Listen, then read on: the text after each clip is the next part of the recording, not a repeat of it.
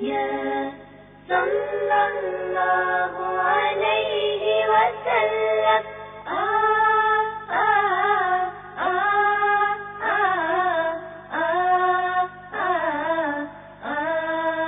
بسم الله الرحمن الرحيم الحمد لله رب العالمين حمدا كثيرا طيبا مباركا فيه وصلى الله وسلم وبارك على عبده ورسوله نبينا وحبيبنا محمد وعلى آله وأصحابه ومن تبعهم بإحسان إلى يوم الدين የነቢያችን ሰለላሁ ዐለይሂ ወሰለም የህይወት ታሪክ ብሎም የቤተሰቦቻቸውን ከመወለዳቸው በፊት የነበረውን ሁኔታ እየዳሰስን የአብዱል ሙጠሊብን ቂሳ ጀምረን ነበር ያቆምነው። አብዱል ሙጠሊብ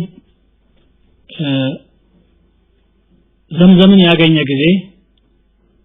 ቁረይሾች ለኛ ይገባናል ብለው እንደተፈታተኑት ባለፈው ፕሮግራም ዳሰናል። መጨረሻ አላህ Subhanahu Wa Ta'ala አንዳንድ ተአምር አሳይቷቸው ከአቋማቸው እስከ ተመለሱ ድረስ በዚህ ወቅት አብዱል ሙጠሊብ አንድ ነዝር ወይም ስለት ተሳለ። አላህ 10 ወንድ ልጆችን ከሰጠኝ አንዱን አርደዋለሁ አለ። በጃሂልያው አስተሳሰብ ማለት ነው። ልጅን ቀርቶ ማንንም ያለ ኃጢያቱ ማረድ የተከለከለ መሆኑ የሚታወቅ ቢሆንም በእስላም በዚያን ጊዜ ወህይ ከመምጣቱና ማህበረሰቡ ከነበረበት ድንቁርና ከመውጣቱ በፊት ስለነበረ እንደ ቁም ነገር አድርጎ ቆጠረውና ይሄንን ተሳለ። አላህ Subhanahu Wa Ta'ala ደግሞ 10 ወንድ ልጆችን ሰጠው። እንዲህ በብቸኝነት እንደ ተንገላታ ሁሉ አላህ ይሄን ያክል ልጅ ከሰጠኝ ቃሌን መፈጸም አለብኝ ብሎ ያስብና ከ10 ልጆቹ መካከል የመጨረሻውና በጣም የሚወደው አብዱላህ ነው። የነብያችን ሰለላሁ ዐለይሂ ወሰለም አባት 10ዎቹ መካከል እጣ ይጥላል። እጣ ሲጥል አብዱላህ ላይ ታርፍበታለች። እንግዲህ ነዝሬን መፈጸም አለብኝ በእጅጉ የምወደው ልጄ ቢሆንም ምንም ማድረግ አልችልም ብሎ ልጁን እጁን ይዞ ወደ ካዕባ ወሰደው።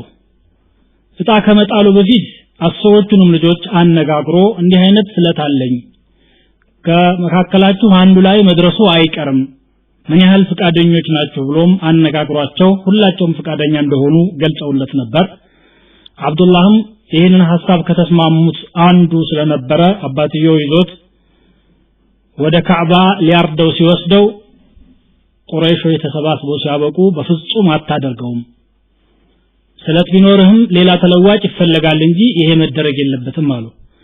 በተለይ ደግሞ የአብዱላህ የእናቱ ቤተሰቦች በኑ መኽዙም የሚባሉት የአብዱላህ እናት ፋጢማ ቢንቱ ዐምር ኢብኑ ዓኢዝ ምን በኒ ሙራህ ናት። እነሱ ሲከለክሉት ምን ማድረግ አለብኝ ታዲያ ምን አማራጭ ታመጡልኛላችሁ ብሎ በሚያነጋግራቸው ጊዜ በጅዳ አካባቢ አንዲት ጠንቋይ አለች አሉ። ችግር ሲያጋጥማቸው እንደ መፍትሄ ይቆጥሩት የነበረው የጃሂልያው ማህበረሰብ ጠንቋይን ሄዶ ማማከር ነበር። ጠንቋይ ዘንድ ሄዶ ሲያበቃ ሲያማክራት ዛሬ አልመጣልኝም ማለት የሚያነጋግራት ጅን ነገር ነበራት ሰይጣን የሚጠጋት ነገ ብትመጡ ይሻላል ብላ ሸኘቻቸው። በማግስቱ መልሶ ሲሄድ የችግራችሁን መፍትሄ አገኘሁት አብዱላህና 10 ግመል መካከል እጣ ማጣጣል አለብህ በአብዱላህ ላይ ከወጣ አሁንም 10 ግመል እየጨመርክ ግመሎቹ ላይ እስከሚወጣ ድረስ 10 እየጨመርክ ይሄዳለች። እጣ ጣለና በ10ዎቹ ላይ ሳይሆን በአብዱላህ ላይ ወጣ። አሁንም ደገመ 3 4 5 እስከ 10 ጊዜ ደገመና 100 ግመል ሲሆን እጣው በግመሎቹ ላይ ወጥቶ በአብዱላህ ላይ ሳይወጣ ቀረ። ከዛ በኋላ 100ዎቹንም ግመሎች ሁሉ አርዶ ሲያበቃ ማንንም መብላት የፈለገ ሰውም ሆነ እንስሳ የዱር አውሬም ሳይቀር እንዳይከለከል አዘዘ። አብዱል ሙጠሊብ እንግዲህ በአካባቢው በጣም ተሰሚነት ስለነበረው ማንንም እሱ የሚሰራውን የሚቃወም አልነበረም። ተቀበሉትና ያ የ100 ግመል ሲላ እንግዲህ ሁሉም ተቋደሰው ሁሉም ተካፈለው ማለት ነው። አብዱላህም ከማረድ ተረፈ። አብዱላህን ለማረድ ባደረገው እንቅስቃሴ አብዱል ሙጠሊብ የመጀመሪያ የወሰደው እርምጃ ሁበል የሚባለው አምሩ ኢብኑ ሉሐይ የተባለው የኹዛዓ መሪ ወደ ካዕባ ያስገባው ጣዖት ቀይም ነበረው ቀይም ማለት ኃላፊ ማለት ነው እሱ ዘንድ ሄዶ ሲያበቃ የሆነ ስጦታ ሰጥቶ ጥንቆላ እንዲጠነቁልለት ወይም استقسام بالازلام ብለው የሚጠሩትን ነገር እንዲያደርግለት ነበር የሞከረው ከዛ በኋላ እዚያ ቆሞ ለረጅም ጊዜ ዱዓ ያደረገ አንድ ጊዜ አላህን ሌላ ጊዜ ሁበልን እየተማጸነ ያው የጃሂልያው ማህበረሰብ አመለካከት አምልኮውን በሽርክ ላይ የተመሰረተ ስለነበረ ያን ሙከራን ያደረገው መጨረሻ ላይ ግን አላህ Subhanahu Wa Ta'ala እንዲታረድ አልወሰነም ለትልቅ ዓላማ ነበርና የፈጠረው ነብያችንን ሰለላሁ ዐለይሂ ወሰለም ሳይወልድ መሄድ በአላህ በኩል አልተወሰነምና በግመሎቹ ህይወቱ ቤዛ አግኝታ ስታበቃ ለመትረፍ ቻለች ከዚህ በመነሳት ነው ነብዩ ሰለላሁ ዐለይሂ ወሰለም አነ ኢብኑ ዘቢሐይን ይሉ የነበሩት እኔ የሁለቱ ለእርድ የቀረቡ ሰዎች ልጅ ነኝ ነብዩላህ እስማኤል አባታቸው ኢብራሂም ሊያርዷቸው እንዳቀረቧቸው ባለፉት ፕሮግራሞች ዳሰናል አሁን ደግሞ በመጨረሻ ወላጅ አባታቸው አብዱላህም ሊታረድ ቀርቦ አላህ Subhanahu Wa Ta'ala በሆነ መንገድ እንዳዳነው እንደተመለከተው ነው ማለት ነው ከዚህ በኋላ አብዱል ሙጠሊብ ለልጁ ለአብዱላህ ጋብቻን ፈለገ አሚና ቢንቱ ዋህብ የምትባል በኑ ዙህራ ተብለው የሚጠሩ ጎሳዎች ተወላጅ የነበረችና የተከበረ ቤተሰብ አባል የነበረች አንዲት ልጅ አጨለት ለአብዱላህ ማለት ነው አሚና የነብያችን ሰለላሁ ዐለይሂ ወሰለም እናት ከነብያችን ሰለላሁ ዐለይሂ ወሰለም አባት ጋራ የሚገናኙበት የዘር ሐረግ አለ አሚና ቢንት ወህብ ኢብኑ አብድ መናፍ ኢብኑ ዙህራተ ኢብኑ ኪላብ የተባለው ሰው ላይ ይገናኛሉ አባታቸው አብዱላህ ኢብኑ አብዱል ሙጠሊብ ኢብኑ አብድ መናፍ ኢብኑ ቁሰይ ኢብኑ ኪላብ እዚህ ኪላብ ላይ ይገናኛሉ አሚናን መረጠላቸውና ለአብዱላህ የአብዱል ሙጠሊብ ቤተሰቦች የአሚናን ቤተሰቦች ጠይቀው ጋብቻው ተፈጸመ ሙሽራው አግብቶ 2 ወር ሳያልፈው አባትየው ወደ ሻም አገር ለንግድ ልከዋል ወይንም ወደ መዲና እህል እንዲገዛላቸው የምታሩ ለሁም ይላል የመዲና ሰዎች የሚያመርቱት ነገር ስላልነበራቸው በንግድ ላይ የተመሰረተ ህይወት ስለሚመሩ ለቀለባቸውም ከውጪ የሚያስገቡትን ነገር ነበር የሚጠቀሙትና አብዱላህን ላኩ አብዱላህ በዚያን ወቅት የ25 አመት ወጣት ነበሩ የነብዩ ሰለላሁ ዐለይሂ ወሰለም አባት በአንዳንድ ዘገባዎች ወደ ሻም ሳይሆን ወደ መዲና ነው የሄዱት መዲና ሲደርሱ ድንገተኛ በሽታ አጋጠማቸውና እዚያው ሞቱ የሚል ሲሆን በሌሎች ዘገባዎች ደግሞ አይደለም ወደ ሻም ሲሄዱ መዲና አርፈው ከዚያም ወደ ሻም ደርሰው ሲመለሱም በድጋሚ መዲና እንዳረፉ በምላሽ ነው እዚያ የሞቱት ይላሉ አላ ኩሊ ሐል አብዱላህ መዲና ከደረሱ በኋላ ህይወታቸው አለፈችና አናቢቀቱል ጃዕዲ ተብሎ የሚጠራ የአያታቸው ዘመድ ታዋቂ የአረብ ገጣሚ ነበረ እሱ ቤት ነው እንዳረፉ ያለፉት በ25 አመታቸው የነብያችን ሰለላሁ ዐለይሂ ወሰለም አባት አብዱላህ ከዚህ ዓለም ተነጠሉ አብዱላህ የሞቱት ነብዩ ሰለላሁ ዐለይሂ ወሰለም ከመወለዳቸው በፊትና ገና እናቲቱ እንደ ጸነሰች ነው የበርካታው የታሪክ ሊቃውንቶች አባባል ሲሆን አይደለም ከተወለዱ በኋላ በሁለት ወር ነው የሚሉም አሉ የተለያዩ ዘገባዎች ናቸው ያሉት አክሰሩ ሪዋያት ግን ከመወለዳቸው በፊት ነው አብዱላህ የሞቱት እንግዲህ እንመለከት ታሪኩን ስናስተውለው አላህ Subhanahu Wa Ta'ala ነብዩ ሰለላሁ ዐለይሂ ወሰለም ለመውለድ ብቻ ብሎ የፈጠራቸው ይመስላል ያቺ ዓላማ ከተሳካች በኋላ እንቀضت حياه عبد الله بن عبد المطلب ህይወታቸው ተጠናቀቀች كأن الله عز وجل يقول له انتهت مهمتك ያንተ የሥራ ድርሻ ተጠናቋል የሚባሉ አይነት ይመስላል አሚና ከአብዱላህ ጋራ የሰመረና አስደሳች የሆነ ህይወት ለመምራት አስበው ከሻም ወይም ከመዲና ይመለሱልኛል ብለው እየጠበቁ ያለ የአላህ ቀደር ደግሞ ሌላ ሆነና ባለቤታቸውን አጡ መላው ቤተሰብም አዘነ አሚና የተለያዩ ግጥሞችን እየገጠሙ አብዱላህን ዘከሩ عفا جانب البطحاء من آل هاشم وجاور لحدا خارجا في الغماغم دعته المنايا دعوة فأجابها وما بكت في الناس مثل ابن هاشم عشية راحوا يحملون سريره تعاوره أصحابه في التزاحم فإن تك غالته المنايا وريبها فقد كان معطاء كثير التراحم من كان عبد الله موت ቢቀድመውና ከዚህ ዓለም ለመነጠል ቢበቃም እስካለ ድረስ በጣም ለሰው አዛኝና በጎ ሰሪ እንደነበረ በስንኝ የቋጠሩ አወደሷቸው ማለት ነው።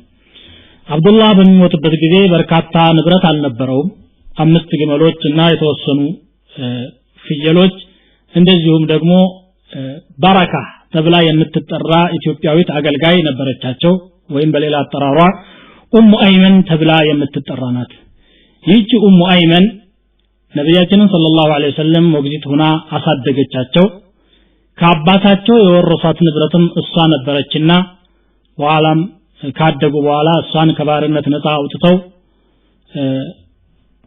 ዘይድ ኢብኑ ሐሪሳ የተባለ የሳቸውን صاحب ወይም የሳቸው ባሪያና በኋላ ነፃ ያወጡትን ሰው ዳሯትና ሁለታቸው የሰመረ ትዳር እየመሩ ታዋቂውን ሰሃቢ ኡሳማ ኢብኑ ዘይድን ለመውለድ በቁ ማለት ነው። ነብዩ ሰለላሁ ዐለይሂ ወሰለም የተወለዱት ሽዕቡ በኒ ሃሽም ተብሎ የሚታወቅ ቦታ ሰኞ ንጋቱ ላይ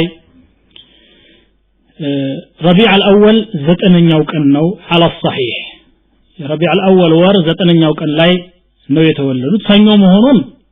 ሙስሊም በዘገቡት ሐዲስ ነብዩ ሰለላሁ ዐለይሂ ወሰለም ራሳቸው ذاك يوم ولدت فيه ብለዋል። ያ ቀን እኔ የተወለድኩበት ቀን ነው ሰኞ ብለው ተናግረዋል። ሰኞ ደግሞ የስነ ፈለክ ሊቃውንቶች ወደ ኋላ ታሪኩን ሲመረምሩት በዚያን አመት የነበረው በ9ኛው ቀን መሆኑን ነው ያረጋገጡት። ግን እዚህ ላይ ከረቢዕ አልአወል ሁለተኛው ቀን ነው የተወለዱት የሚሉ ዘገባዎችም አሉ። አይ ሁለተኛው ሳይሆን 12ኛው ነው። በአብዛኛው የሚታወቀው 12ኛ ነው። የመውሊድን በዓል የሚያከብሩ ሰዎችም 12ኛውን ቀን ነው እያከበሩ ያሉት።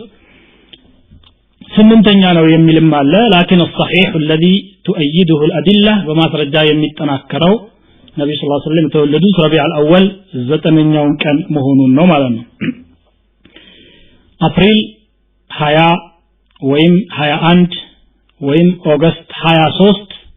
571 ዓመተ ልደት ላይ ነበረ የእሳቸው መወለድ የተከሰተው።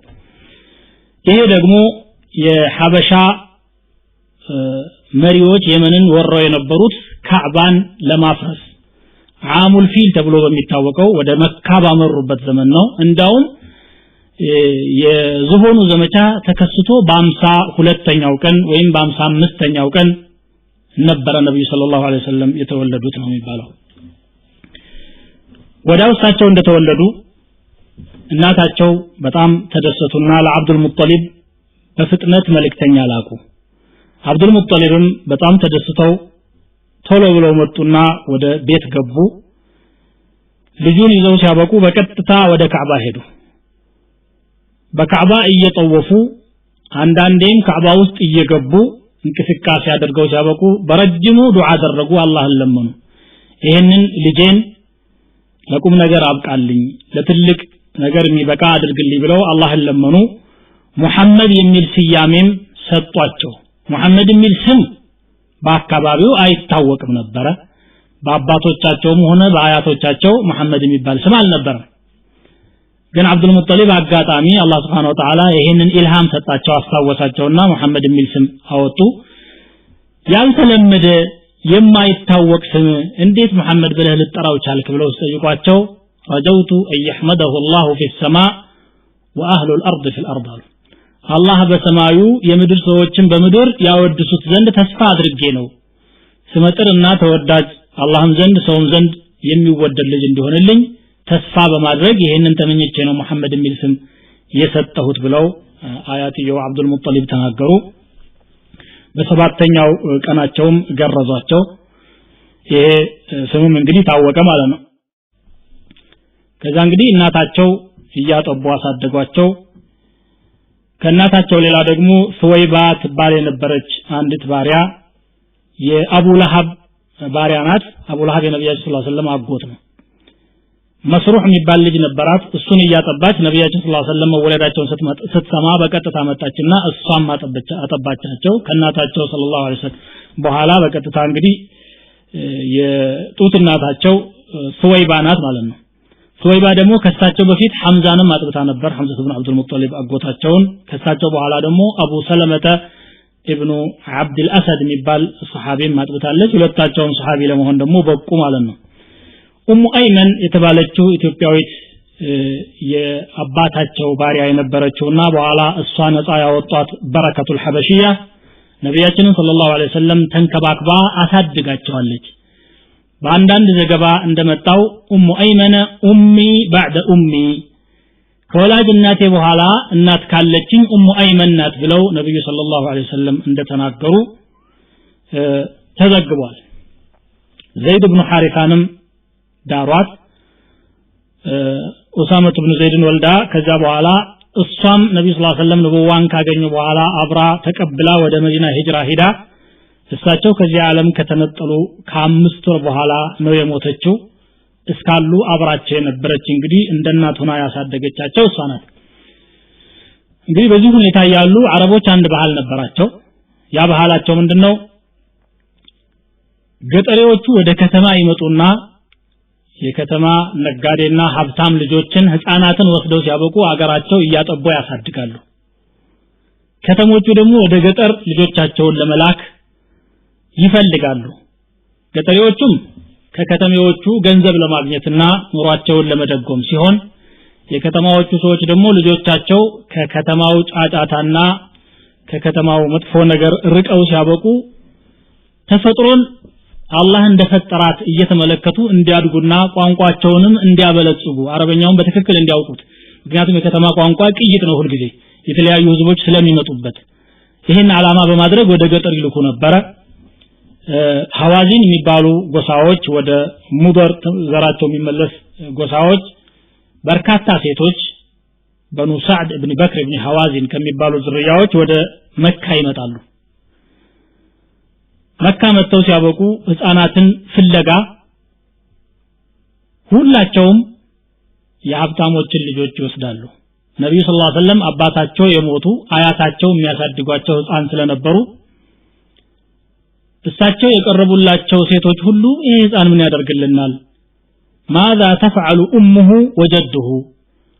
አባቱና እናቱና አያቱ ምን ይጠቅሙናል ብለን ነው እሱንም እናሳድገው እያሉ ሁላቸውም ጥለው ይሄዳሉ ሐሊመቱ ሰዕዲያ የምትባል ሐሊማ ቢንቱ አቢ ዙአይብ ይሄን ልጅ ሌሎች እንደመለሱት ሁሉ ተመለስና ሌላ ስትፈልግ ውላ ሁሉም አግኝቶ ወደ ማረፊያቸው ሲመለሱ እሷ ባዶ እጇን ትመለስና ባሏ ጋር ይነጋገራሉ ባሏ አቡ ከብሻ ተብሎ ይታወቃል ሰውየው ከዚያ ሄዳ ታበቃ ያንን የቲም ልጅ ተስማምታ ይዛ ትመጣለች አገራቸው ማለት የነኚህ ኢብኑ ሰዕድ አካባቢ በጣም ድርቅ ያጠቃውና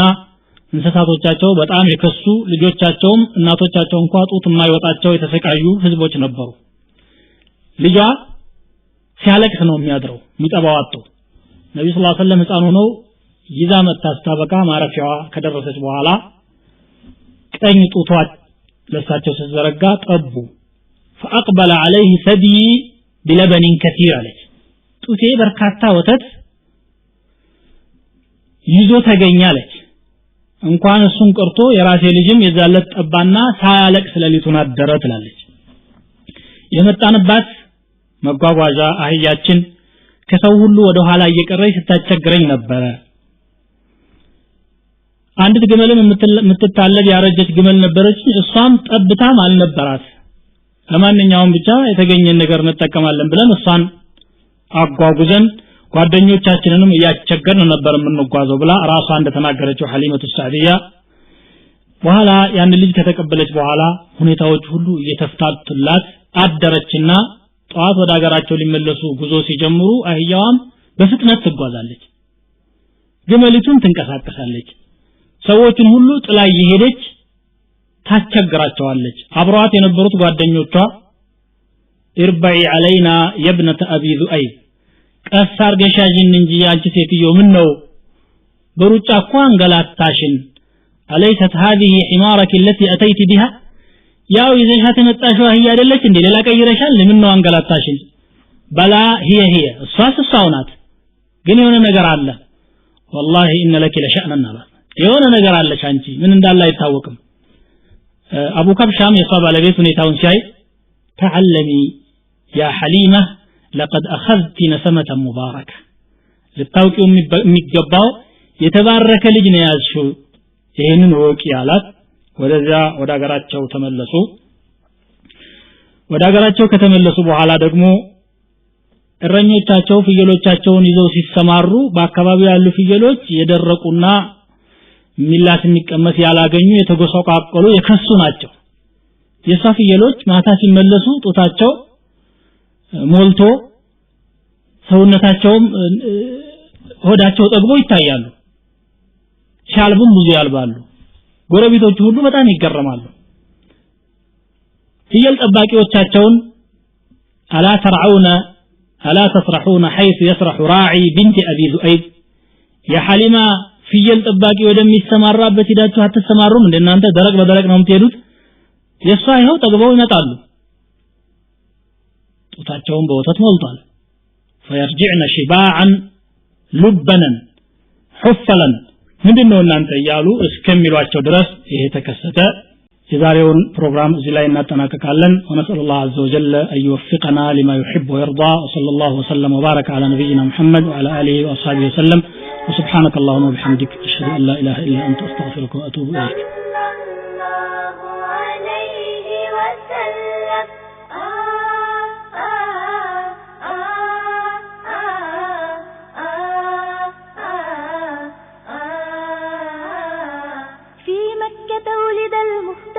والكعبة هي خير جوار بيت الله الحرم الآمن دوما يشرق بالأنوار